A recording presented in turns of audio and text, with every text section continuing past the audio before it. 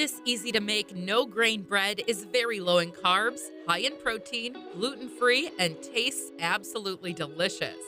To make this no grain bread, grind 1.5 cups or 200 grams of sunflower seed into flour. For that, you can use a food processor, blender, or even a coffee grinder. Then, grind 1/2 cup or 50 grams of sesame seeds and mix the two seed flours together and leave them aside for a moment.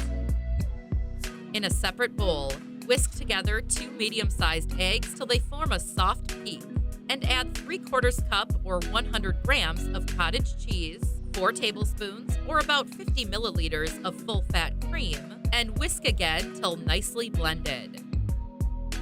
Now, add half a stick of melted butter and give the ingredients a good mix. Now, add the seed flour and a pinch of salt and mix the ingredients well.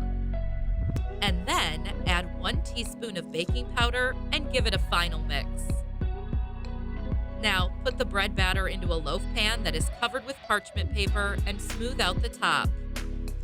Bake the bread at 350 degrees Fahrenheit or 180 degrees Celsius for 40 minutes. Then, remove it from the oven and let it cool for 5 minutes before serving.